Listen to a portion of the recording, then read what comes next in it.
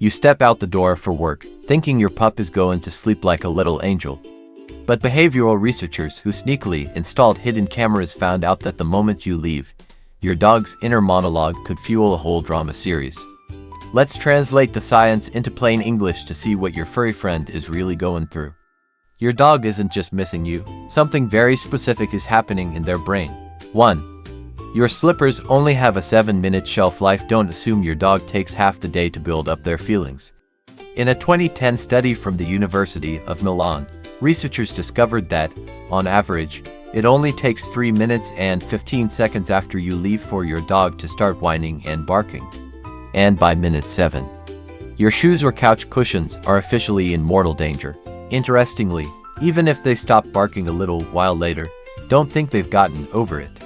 Hidden cameras show that while the dog might be quiet, they are still panting heavily with their heart rate elevated. They've just switched from loud protesting to silent panic, and this distress spikes anew every 23 to 28 minutes. In contrast, truly chill dogs without separation issues spend about 97% of their alone time just peacefully resting, completely unbothered by your absence. 2. Dogs are detectives. They panic before you even leave. Your dog's observation skills are way better than you think. Long before you touch the doorknob, the moment you grab your phone, put on your shoes, or glance at your watch, your dog's internal alarm goes off. They literally learn to chain your entire departure routine backwards. Some experts used to recommend playing fake departure games, randomly picking up keys or putting on shoes to desensitize them. But a 2014 study showed this trick can actually backfire and make some dogs even more terrified. Why? Because your dog isn't afraid of your keys. They are terrified of the uncertainty of what happens after you go. 3. Angry when you get home. Congrats, you upgraded their anxiety. Does giving your dog a dramatic 5-minute emotional hug before leaving spoil them? Science says, nope. What is actually devastating is your attitude when you return. If you open the door, see a chewed up mess, and respond with visible frustration or raised voices, you increase their risk of developing separation-related behaviors by 6 times. Your dog's brain simply cannot connect the chair they destroyed 4 hours ago with your current rage. They just reach a heartbreaking conclusion. Your arrival is something to brace for. As a result, they panic when you leave, and panic when you return, living in a constant loop of anticipatory stress. 4. Getting a second dog. That's just double trouble. My dog is lonely, I should get them a buddy. This is a huge myth. Research actually shows that in multi-dog households, male dogs can vocalize even more when left alone than single dogs. Separation anxiety isn't about general loneliness, it's about the specific absence of a specific person. Getting a second dog usually doesn't fix the problem, it just means having 2 dogs in the house with different problems. 5. Silence isn't golden, it's learned helplessness. If your dog doesn't destroy the house or bark, don't celebrate just yet.